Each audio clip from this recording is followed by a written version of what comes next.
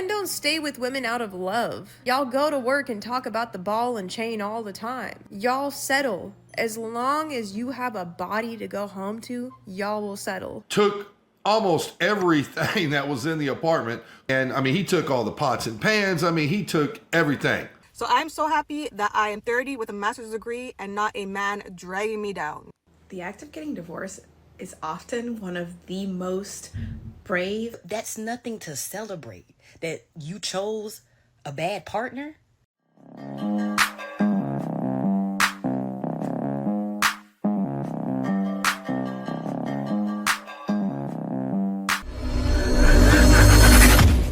I just watched a video of a woman came home from, she was on a vacation, I guess by herself, or she was not with her significant other.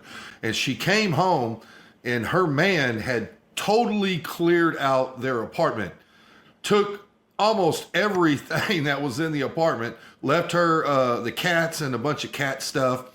And I mean, he took all the pots and pans. I mean, he took everything. In my opinion, men don't do this unless they have extremely been destroyed inside. For a man just to pack up and take everything and not leave you a thing, that means you have devastated this man. He bought everything to his end. He was just, he could not take any more. Now, here's the thing, ladies. In the beginning, men treat you exactly how they want to be treated. They're all nice. They do everything for you. They just love being around you. They want to talk to you. They want to share with you. They want to do everything to you that they would want done for them. But the moment that the man finally realizes that it's never going to be reciprocated, he is now going to start treating you exactly the way that you treat him. And if you push and push and push, he's going to do things like this gentleman did to the lady in the video. Now, I have never witnessed a man personally do this, but I've seen it, and it was bad. What do you guys think? Why do you think that man just took everything while she was on vacation and bolted? Let me know. If a woman goes on vacation without you, she's single. Ladies feel the same way. I mean, what is he to do? Stay around and keep putting up with her nonsense? You went on a vacation by yourself. Where did you go? Who did you go with? Doesn't matter. Because even if you went with your girlfriends, what were you doing? Slipping on peen? Men are not hearing it. That's what you're doing when you're on a vacation with your girls. Because a lot of times, white girls or black girls, say you go down to Vegas or you take a girls trip, you're having fun, married or not. Women are just as treacherous as some men are. Don't deal with bad behavior. So I know by now everyone has seen the viral video of the girlfriend going out of town on a solo trip and her boyfriend moved out while she was on her trip. Y'all, she walks into the house, the couches are gone, the TVs are gone. He even filled the holes where the TV mount was. He left the 2 cats, he left all of the cat stuff. Bowls are gone. He took her truck key, but he left the spare key. Cups are gone. She had lettuce in the refrigerator. She goes to the bedroom, y'all. Everything is gone. And let me talk about this comment section. Are y'all okay? A woman or a man can go on a solo trip. I mean, have y'all been hurt that bad? Wow. But guess what? Plot twist. Y'all, they've been broke up. They broke up 7 months ago. He was just supposed to move when she got back, but instead he left while she was gone. And they continued to live together even though they had broke up 7 months before because both of their name was on the lease. I love TikTok marketing. Goes ahead and says, are y'all that hurt? So you expect for your man to let you go on girls trips wide eye?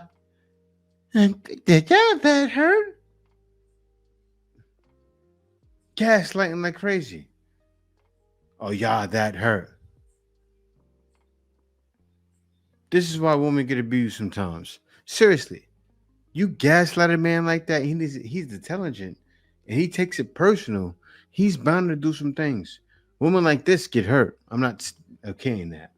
It's true though. It does happen. My boyfriend of 3.5 years packed up our entire apartment behind my back to move to California without me. The lesson I learned: never compromise what you want in your life for your partner. In that relationship, I lost part of who I was. My independence and free thinking left my body. Small example of this in the relationship: my boyfriend would never let me get a dog. And 2.5 years into the relationship, when he finally did let me, he told me I could pick out any dog I wanted for my birthday. I chose the dog I wanted, a rescue Chihuahua baby boy. When we got there to get him, I wanted to name him Oliver. My boyfriend decided to tell me in that moment, actually, unless you don't let me name the dog, we're not getting him. So his name ended up being Kukulkan. Call him Kook for short. Which my baby boy Kook, who I still have, is absolutely perfect. Thinking back though, it was such a control tactic. He had to have the final say about the dog. Tinted moisturizer is so beautiful. On a larger scale, I compromised what I desired in my long-term future. He would talk often about not wanting to get married or having kids. Or after 3 years together, his biggest life goal was to end up on a deserted island alone. I remember telling my family I didn't want to get married or have kids. That was never the case. I was doing it to appease him. Animals. I want dogs running around, sleeping in my bed, giving me unconditional love every day. I want it all. A career, family, marriage. Someone who takes part in my passions and wants to build an empire and family together as my biggest supporter and partner. I want to be an independent thinker, living the life I desire without stipulations. I let my independent, badass self fade into the shadows of the life that he wanted. It was evident he was at the forefront of his mind. He made the decision to pack up our apartment and move to a different state without even discussing it with me. But it was clear he was also at the forefront of my mind, sacrificing what I wanted and who I was for that relationship. Instead of first place, I sat back seat with a participation trophy in my own headspace. Never let yourself fade into the rear view. Keep your hands on the steering wheel. And remember, you're never asking for too much. Where is your husband? Yeah, she sees herself as first place after she did a GRWM and put a bunch of fake up on with an extra large shirt. Yeah, I'm in second place because I put makeup on. We look much better than men because we put makeup on our face. I'm better than you because I do this every day. You're a nobody. I put my career on the side. that's what I watch. That's what you watch. I put my career on the side. Men are no good. Men are garbage. That's what she pretty much said. That whole time. Yeah, I put my career on hold. Everything she could do to produce. They're men. My husband has always been extremely close to his little sister. And at first, I thought this was really sweet. Until it started becoming that anytime she needed anything at all, our plans would get canceled. One time, she literally needed a ride to the airport, so he canceled our anniversary dinner. Like, can she not Uber? Even though his little sister is married and fully has her own husband, it seems like she still calls on my husband to do any favor. Any fix around the house, my husband's doing it, not hers. Me and my husband got married last week, and what do you know? His little sister went into labor during our reception. I can't be mad about it. That's not her fault, obviously. But we did have to end the reception early, and we all went to the hospital to be there for her and to support her. Everything went great, and the baby is healthy and happy, and his little sister is already home. Now, me and my husband are supposed to leave for our honeymoon in 2 days. But yesterday, he comes to me and tells me that we can't go anymore. I thought he was kidding at first, so I started laughing, but he was not laughing. And he told me that his little sister called him and said that she really needed him to come stay at her house with her and her husband and help take care of the new baby for a little bit. And I'm so confused because She's taken maternity leave. Her husband's taken paternity leave. Both of their parents live close by and have expressed that they're more than willing to help. So why does my husband need to go live with his little sister to help take care of her baby? And I was like, absolutely not. We had a pretty low-key wedding because we spent the majority of our budget on our honeymoon, which is super non-refundable. I mean, tell her you'll be more than happy to help out next week when we're back from our honeymoon. So even though I'm furious, I'm like, you know what? Whatever. I'm gonna have a great time in Greece without you. And he immediately goes really quiet and says, what do you mean, go to Greece? I'm like, you know, where we're supposed to be having our honeymoon. And he was like, no, like, you're not gonna go on the honeymoon without me. That would be so selfish of you. You need to be here in case we need you. What? He told me that because I'm family now, I need to be on call for his little sister 24/7 whenever she needs me. Okay, listen, I'm more than happy to help her out when I'm back from Greece, which I spent so much of my own savings on, and I'm gonna enjoy. And I've never seen my husband this angry. He is screaming at me, telling me that I don't value family and that I'm being selfish and that I'm being disrespectful and not respecting his little sister, which I'm like, first of all, it was disrespectful of her to know we were going on our honeymoon and to even ask you to skip it and stay with her. But he told me, if I go, I will come back to divorce papers. And I said, okay, bet. So now my husband is at his little sister's. I'm packing for Greece, and I think I'm gonna be divorced when I've been married for less than a month. I really was thinking that I was in the right, but the more I'm sitting on the situation, the more I keep thinking that maybe I was too harsh. I don't know. I love my husband, and I don't want to get a divorce, but also I don't want to miss out on the honeymoon or lose all of our money. So I don't really know what to do. Yeah, that's a wild situation. Sounds like something else is going on with the husband and the sister, but yeah, I think that's a situation that he needs to work out. To put your sister over your wife is a little crazy. I don't know how their situation, their relationship is, but that's a little weird. I would call my sister all the time, but go over to the house to help with the baby and my parents are included, that's a little off, especially when you're celebrating a honeymoon. But what am I going to say? I know you guys are going, Jay, what can you say after that? We don't know the full story. Why? There's his story, her story, and the truth. And we already know, especially for TikTok, is lies. If you can't afford to take me on a date, if you can't afford to court me, you probably should not be dating. What's the future? Yeah, what's the future for us? It is not to say you're not an amazing person. Dating costs, let's be honest. Going on a date, it costs money. Dating, having a girlfriend. Leaving your house costs money. Yes, leaving your house, $35.99. Staying in your house costs money. Yes, okay? So it's just like, honestly, if you do not have the means, baby, you should not be dating. Man, the wild thing with them is like, y'all talk down on younger brothers when younger brothers haven't figured it out yet. And then you'll shame, oh, if a guy is 35 years old, oh, you're old. I give about what, 27? Yeah, they look at 35. It's an old man. Or she may not. She may see it as a great age. A little bit over, oh man. They see everything as Val and can't mess with anything. I say give the younger guys a chance because the younger guys are figuring it out more so than the ladies. They have no idea that guys have better outcomes in the long run by not being wasteful, by being resourceful with what they can provide for themselves. Men make it stretch much further, right? Like for instance, if she makes the same thing that he makes, he may have investments. She doesn't.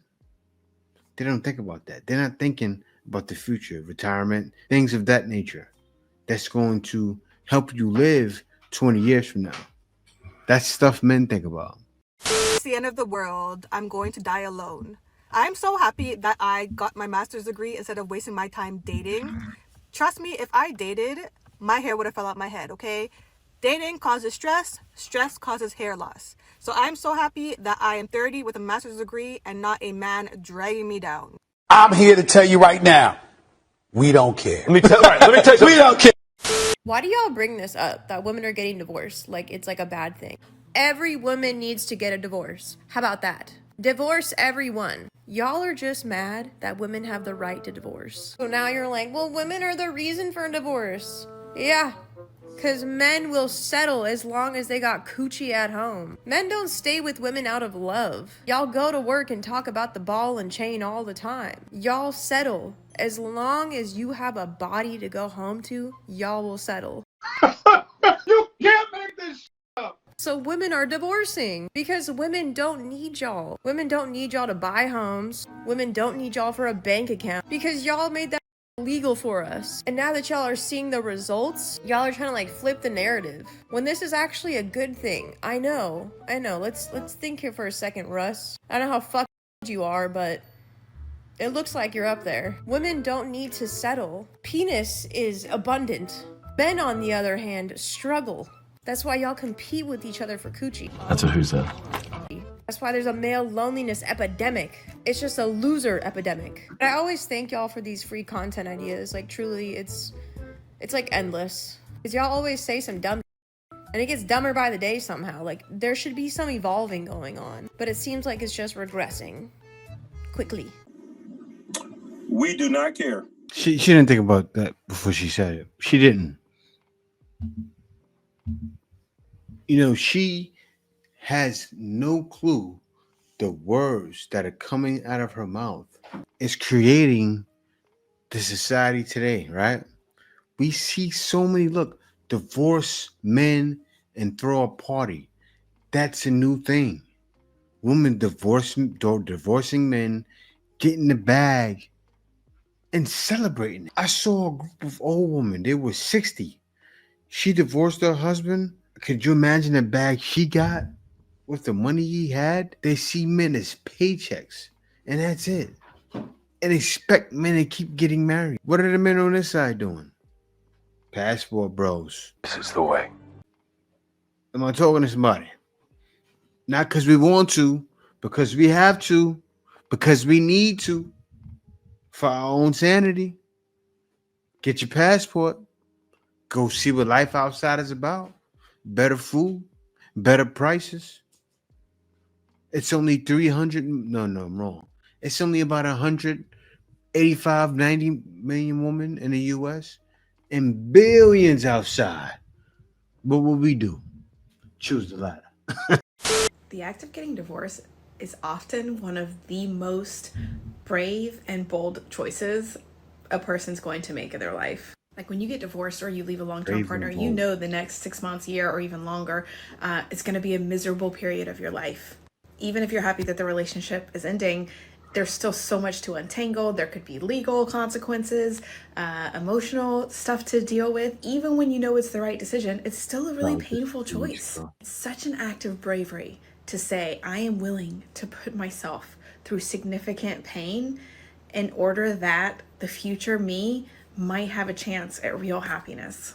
And then you add to that the potential societal reflection of being perceived as having a failed marriage.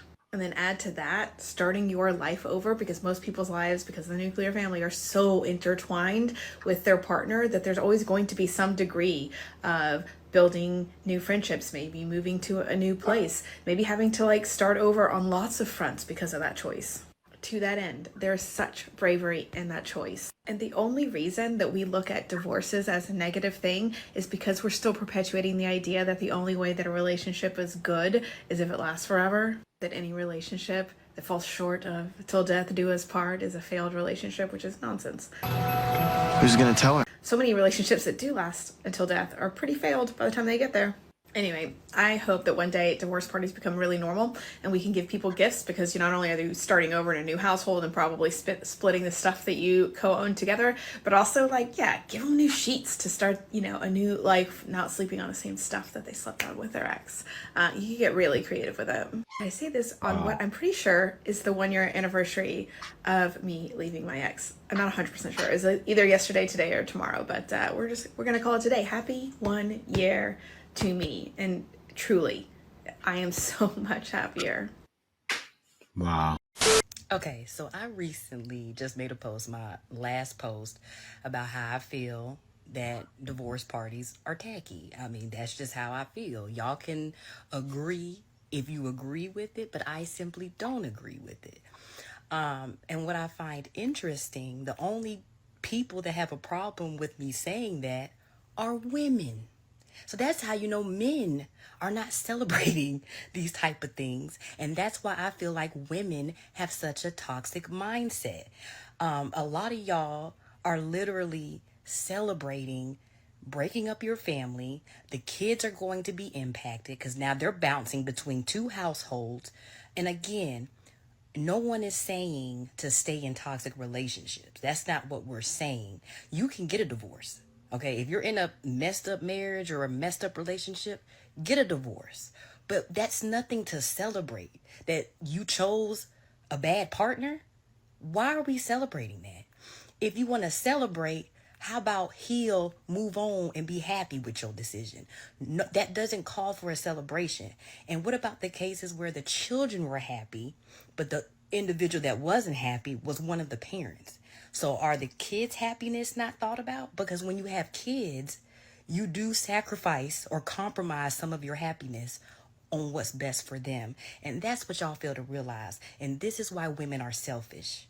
And this is why all women shouldn't be mothers either. Because y'all always say in broken situations, children's needs come first, except for when it comes to your individual happiness. And we all know it's best for kids to grow up in a 2-parent household. And y'all are literally justifying leaving, and I'm talking about decent marriages. Like, let's not act like people are just only leaving toxic and abusive marriages. That's not the case. There are actually people that leave decent marriages because of their individual happiness and they have children together. You sacrifice that to a certain degree when you decide to have children. So don't play that card when the situation is broken that now all of a sudden the kids come first. Well, clearly the kids didn't come first in the marriage. So again, celebrate how you want to. This is simply my opinion. I think divorce parties are tacky, and I will keep saying that. Not listening. So I have realized that if you are single after the age of 35, myself included, single after the age of 35, 剩女, which means leftover women. That there's a reason for it. And it's like one of three. Either you have childhood trauma that stops you from being in a commitment. 2, someone was an asshole to you. Or 3, you are an asshole to somebody. Either way, there's so much loaded shit with dating after the age of 35, especially if you've been married, especially if you have kids. And we all have it, but let's just try not to be assholes to each other and take out what has happened to us on the new person. Be confident in yourself and find your qualities and know your fucking worth. All right. I just saw this dude on Instagram that claims that if women didn't get a financial benefit from divorce, then the divorce rate would collapse by 90% overnight. And the amount of dudes in the comments supporting him and supporting that statement absolutely blows my mind. It makes me seriously wonder, are there any real men left in this world? There definitely weren't any real men in that comment supporting that dude.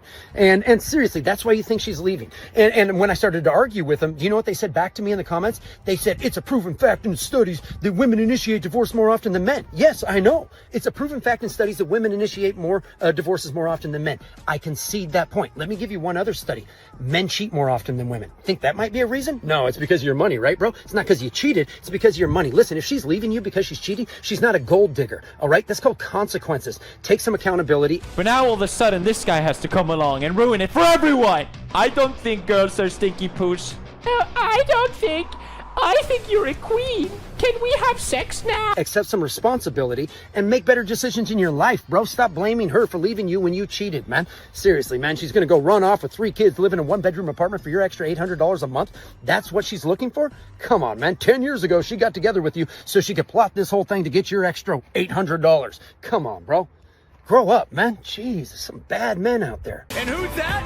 Oh, it's Mr. MVP, Sim! By choice. I will tell anybody, do not come in here and disrupt my peace. If you're not going to protect my peace and preserve my peace, I'm not interested. I am open to the idea, but it just has to be right. Sociologist Chris Marsh is the author of the new book, The Love Jones Cohort, Single and Living Alone in the Black Middle Class. It's funny you say that because I never forget, I think it was my senior year of high school, and my father encouraged me to stay loyal to my career because it'll be more loyal to you than any man. But my mom was on the other side and said, but a career can't keep you warm at night.